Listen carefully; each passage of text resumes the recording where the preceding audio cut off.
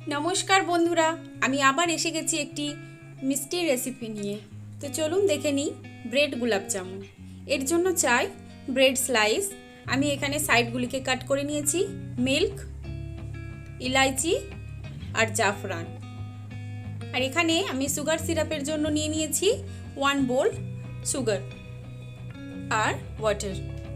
তো প্রথমে আমি একটি বোল নিয়ে নিয়েছি, সেই বোলের মধ্যে এই ব্রেড স্লাইসগুলিকে ছোট ছোট টুকরো টুকরো করে ছিঁড়ে নিচ্ছি। যতটা সম্ভব ছোট করার চেষ্টা করবেন। আপনারা চাইলে এটাকে গ্রাইন্ডও করতে পারেন। গ্রাইন্ড করলে তাতে মিল্কের পরিমাণটা স্পুনের সাহায্যে অল্প অল্প করে অ্যাড করতে হবে। এবার ছোট ছোট করে টুকরোগুলি করার পর এবার আমি এর মধ্যে দিয়ে দেব মিল্ক। এখানে আমি ফুল ফ্যাট মিল্ক ব্যবহার করেছি। এখানে প্রথমে আমি 4 স্পুন আমি মিল্ক অ্যাড করলাম। আপনারা আপনাদের ব্রেডের পরিমাণের ওপরে মিল্কটা অ্যাড করবেন, তবে স্পুনের সাহায্যে অল্প অল্প করে মিল্ক অ্যাড করে এটিকে স্মুথ ডো তৈরি করে নিতে হবে। একবারে বেশি মিল্ক অ্যাড করবেন না, ধীরে ধীরে মিল্কটা অ্যাড করবেন। এবার আমি আরও 1 স্পুন মিল্ক অ্যাড করলাম। এইভাবে অল্প অল্প করে মিল্ক অ্যাড করে আমি এই ব্রেডের স্লাইসগুলিকে একটি মন্ডের আকার তৈরি করে নেব। রুটি বানাবার জন্য যেমন আমরা ডো বানিয়ে নিই, ঠিক সেই রকম একটি ডো বানিয়ে নেব। প্রথমে এই ডোটি বানিয়ে আমি রেস্ট করতে দেব 10 মিনিট। 10 মিনিটের জন্য রেস্ট করতে দিয়েছি। এবার আমি 10 মিনিট পর এর মধ্যে আরও একটু মিল্ক অ্যাড করলাম। আরও একটু মিল্ক অ্যাড করে এটিকে সফট একটি ডো বানিয়ে নিচ্ছি। ঠিক এইভাবে ডোটি বানাবার পর এবার আমি এটিকে ছোট ছোট বলের আকারে কেটে নেব। প্রথমে আমি সামান্য একটু লেচি নিয়ে নিলাম, নিয়ে এটিকে একটি গোল আকৃতি দিয়ে সেটিকে হালকা চ্যাপ্টা করে নিলাম। তার উপরে দিয়ে দেবো একটি কিসমিস। কিসমিসটা আপনারা দিতেও পারেন বা নাও দিতে পারেন, এটি সম্পূর্ণ অপশনাল। এটি দিলে টেস্ট ইনক্রিজ হয়, সেই কারণে আমি এখানে ব্যবহার করেছি। তো এইভাবে দেবার পর হাতের সাহায্যে আবার রোল করে নেব। রোল করে ঠিক এইভাবে আপনারা তৈরি করে নেবেন। আমি ঠিক এইভাবে বাকিগুলিকে তৈরি করে নিই। তো এইভাবে সব বলগুলিকে আমি তৈরি করে নিয়েছি।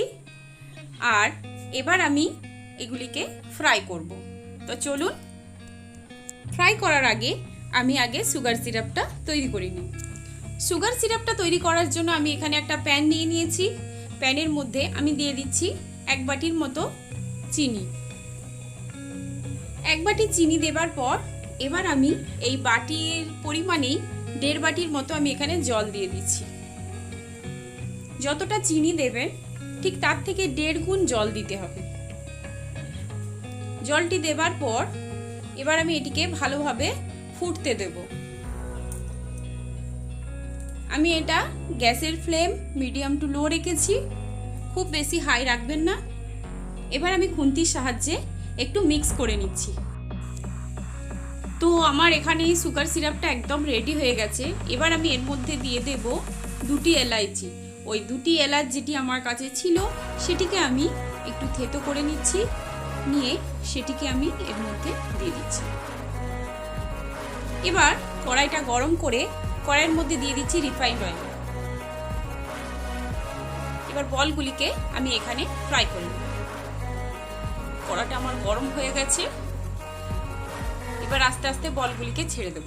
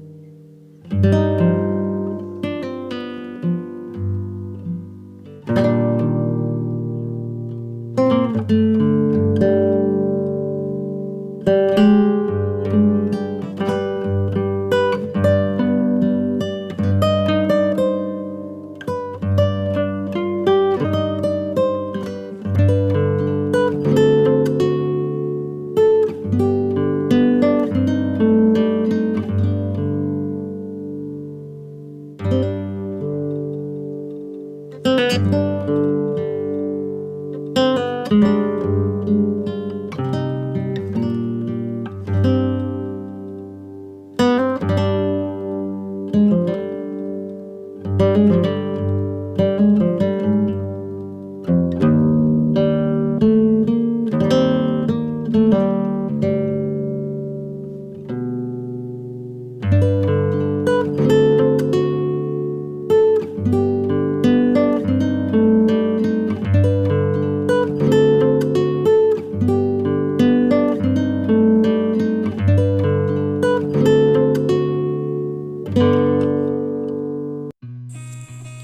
গোলাপ জামুনের বলগুলি আমার ফ্রাই করা হয়ে গেছে।